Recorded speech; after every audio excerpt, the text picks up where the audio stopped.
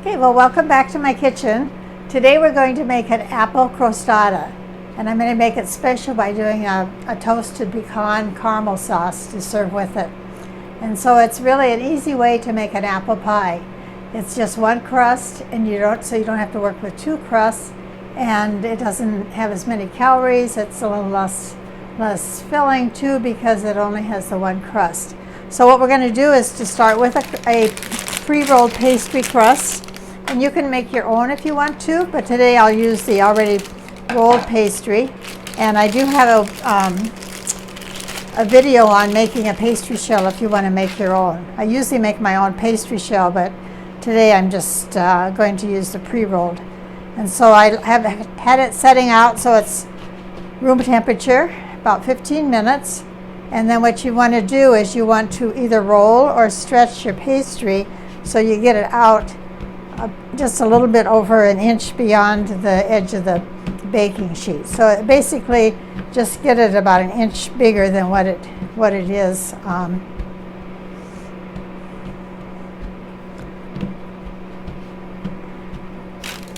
Set that aside, and then I'm going to just brush that with melted butter.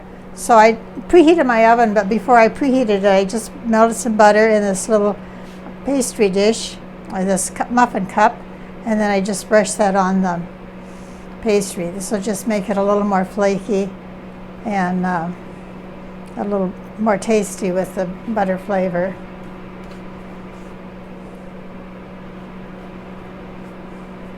So if you make your own pastry, I'd roll it out and then transfer it to the baking sheet. And then I have 4 cups of apples here, and for any kind of an apple pie, you want to use an apple that's good for apple pie, and usually that's an apple that will hold its shape a little bit when it cooks. If you're making apple sauce, then you want an apple that becomes mushy. So some of the apples that are good for apple pie would be Granny Smith, Cortland, Braeburn, and what I'm using today is a special Minnesota apple, which is a Haralson.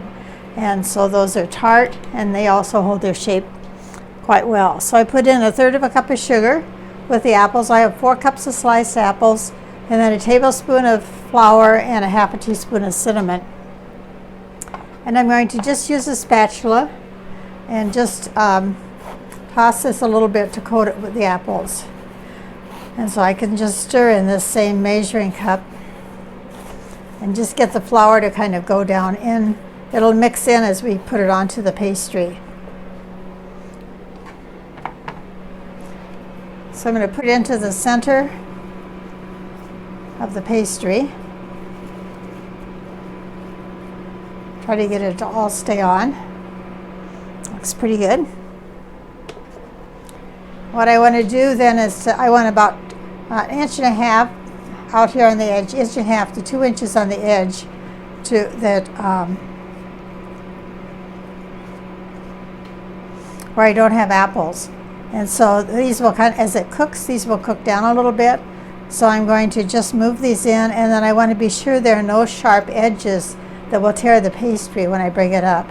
So I put it like this, and then I just start lifting this up and kind of fold it as I go, and just bring it up around the filling. What you're doing is kind of making a little cup here so that the pastry will just hold the apples as it bakes.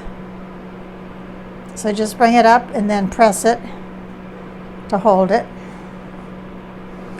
I'll do some over on this side.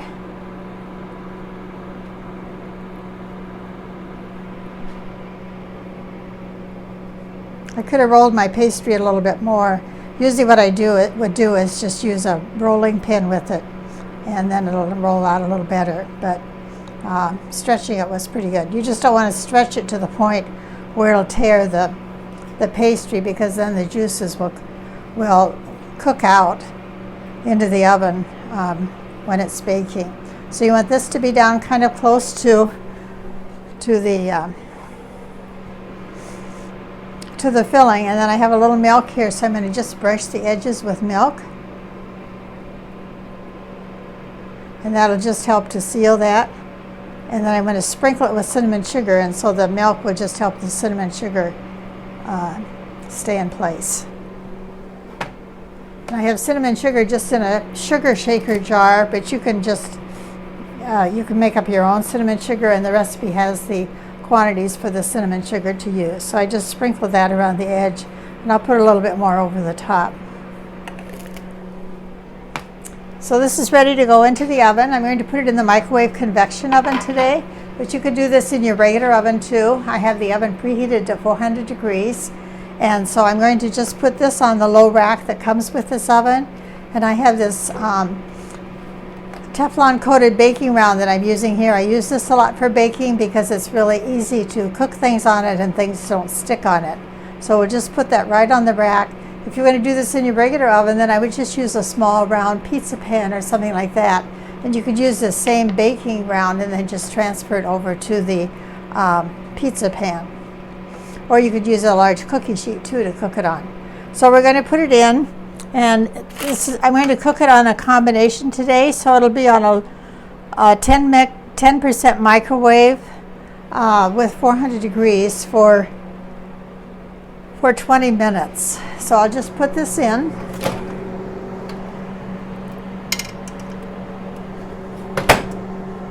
Push the low mix, and then I push it twice so I can change the temperature. And then I'll set 20 minutes. Now if your oven doesn't have the low mix or the 10%, if you only have the 30% combination, then you could do that and do it about 10 minutes and then complete it with 10 minutes of just straight convection. And if you're doing it in your regular oven, then do it about 30 to 35 minutes. It'll take a little bit longer where you don't have the microwave with it to help cook the apples. So I'm going to let that just bake, and then I'll be back in a little bit and we'll look at it when it comes out of the oven. Okay, well, it's just a few seconds until the crostata will be cooked, and it looks really good and it smells even better. So it's just pie crust and apples and cinnamon sugar flavor, which is going to be delicious. And so if I had done this in the regular oven, I could have used a pizza pan like this and then just put my sheet onto here. I'm going to use this as a base when I take it out because this is going to be nice and smooth to cut on. I don't want to cut it on the wire rack because if I put it's not solid, and so I couldn't cut it evenly. And what we're going to do when I take it out is to let it rest for a little while. And when I'm doing that, I'm going to make the pecan caramel topping that makes it special. Now it'll be delicious just like it is with a scoop of ice cream or a little bit of whipped cream, but it'll be even better with the caramel-pecan sauce. So let's check this. So this is what our apple crostini looks like, and you can see it just has the apples on the top, and then you can see the crust around here, and you can see where the filling did come out. The crust just cracked a little bit here, and so the little bit of the sauce oozed out there. And if you want to check it for doneness, you can just take a knife and just put it into the apples to see if they're tender. So I'm going to slide this over onto this. I could also just slide it onto the cooktop, but we'll just slide it over here onto this, and then I'll just let it cool on this, and then I can set this rack aside. But you can see how I couldn't really cut on this because of this Teflon baking round is flexible, and so it would kind of give between the rungs. So we'll let this cool a little bit, and while it's cooling, I'm going to make the pecan sauce. So it's a half a cup of just coarsely chopped pecans. So I don't usually, for smaller quantity, I don't usually chop them with a knife. I just take and break them because pecans break really easily. So I kind of have these, and then I have a half a cup in here. This is a silicone measuring cup that I'm using. And I'm going to add a little bit of butter to it, so a tablespoon of butter. And then I'm going to put this into the microwave and just toast the nuts. So they're going to take about 2 to 2.5 minutes to toast. And they'll be a little bit faster because the oven is hot. And I'm going to just put it in there, and I'll push minute plus for 2 minutes, and then we'll stir it part way through. And then I'm going to just add regular caramel sauce to it. And so we'll do that in just a little bit. What I want to do is, as it's cooking, I want to stir the nuts a little bit because the nuts will tend to scorch where they're down in the bottom where the heat collects. So I'm going to just lift it out. I have to be a little bit careful because it's pretty hot from the heat in the oven. It'll get a little bit hot from the toasted nuts, but it's hot from the heat in the oven. If I had something that wasn't silicone that withstands a high heat, then I'd want to put a silicone hot pad under this in there so that the heat in the turntable wouldn't melt if I had a plastic cup or something like that. I wouldn't really advise toasting nuts in plastic. They're better to do in either a Pyrex, like a glass, or something like the silicone. So we'll let those toast just a little bit longer because the oven is very warm. It's only going to take about 1.5 minutes to toast them. It's good to have them just slightly toasted. And I do this like if I'm making breads or cookies or things like that. Sometimes if you just toast the nuts a little bit, it'll really enhance the flavor. In fact, keeping toasted nuts around is good. Just keep them in the refrigerator and then just warm them up a little bit before you add them to the top of a casserole or a favorite dish or to a fruit salad.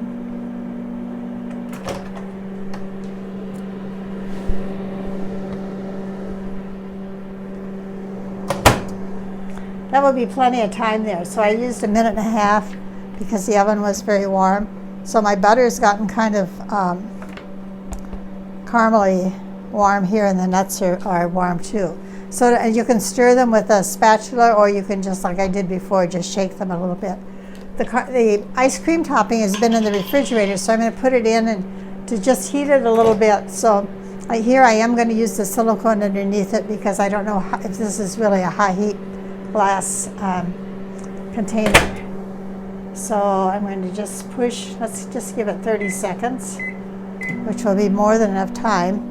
And so we'll look at, this is what the nuts look like. So they're toasted. You don't want to get them black, but they are toasted. They'll have a toasted flavor. I'm going to put in 1/4 cup of the caramel sauce. And so it's a little bit bubbly around the edge, so it'll come out a whole lot easier. So I'll just put it into the cup here. This is a 1/2 cup, so I'm going to just use about 1/4 cup, and then I'll just add that to the nuts. The quantity here is not real important, so you could just save a dish and you could just pour in how much you wanted. And then this caramel sauce, you can make this ahead and then just keep it in the refrigerator and just warm it up. It's great on ice cream, it's great over cake, great over apple pie, any of those kinds of things. So let's see if I can turn this so you can see it. So here's the caramel sauce with the toasted pecans. So when I go to serve the pie,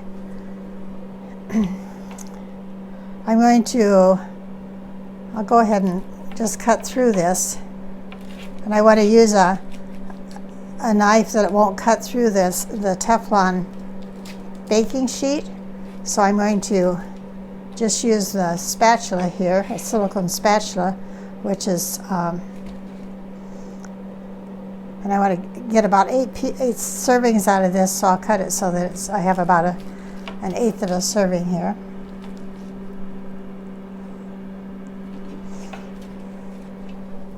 And I'm going to put this on a serving plate.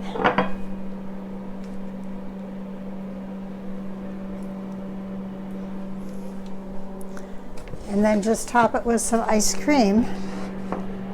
And I'm going to use vanilla ice cream today since I have this really good caramel sauce here. And so we'll just scoop up a nice round little ball and put on the top.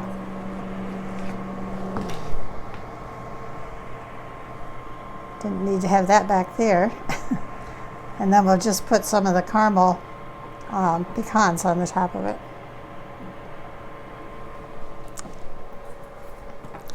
So here's our apple crostata with the ice cream and the Caramel-Pecan sauce.